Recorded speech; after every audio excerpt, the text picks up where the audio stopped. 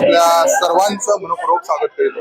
आज आपण ठाणे या ठिकाणी आहोत आणि एसटी समाजात एसटी प्रवर्तकाकडून बंजारा समाजाला आरक्षण मिळावं यासाठी बंजारा मोर्चाने मोर्चा आयोजित करण्यात आलेला आहे। आपल्यासोबत काही पदाधिकारी मोर्चामध्ये सहभागी झाले आहेत। तर आज एसटी समाजातून प्रवर्तकाकडून आज बंजारा समाजाला आरक्षण मिळावं यासाठी मोर्चा काढण्यात आला। काय भावना आहे? बंजारा समाज पूर्ण महाराष्ट्र राज्यामध्ये समुद्रासारखं खळबळलेलं आहे। याचं कारण असं आहे की राज्य सरकारने जे हैदराबाद गॅजेटच्या नोंदी लागू केल्या, या आधी बंजारा समाज आदिवासी समाजामध्येच होता, परंतु क्षेत्र प्रतिबंधित अधिनियमानुसार काही कारणास्तव बंजारा समाज आदिवासीपासून बाहेर होता।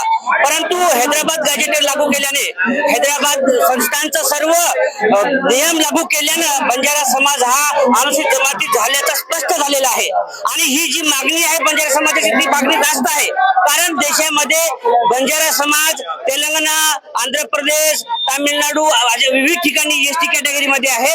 आणि जो अधिकार आहे बंजारा समाजाचा, तोच अधिकार मागण्याकरता बंजारा समाज आज रस्त्यावर आलेला आहे। आणि हा समुद्रासारखा पूर्ण राज्यभर खळबळलेला आहे। बंजारा समाज नुसतं ठाणे जिल्ह्यातच नसून पूर्ण राज्यभर मोठ्या संख्येनं मोर्चा निघत आहे।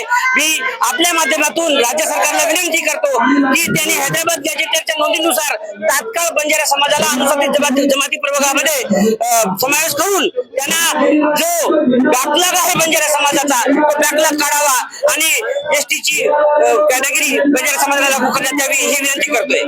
तर मनोज जरांगे पाटलांनी जेव्हा मोर्चा काढला त्यानंतर बंजारा समाजाचा मोर्चा निघालेला आहे, याकडे कशा मनोज जरांगे जसं मराठा समाजासाठी आरक्षण साठी रस्त्यावर आले होते, त्याच प्रकारे बंजारा समाज सुद्धा आज रस्त्यावर आलेला आहे। याचं कारणच असं आहे की बंजारा समाजामध्ये ऊसतोडी, बेगारी काम करणारे लोक, शेतीवर अवलंबून असणारे लोक आहेत।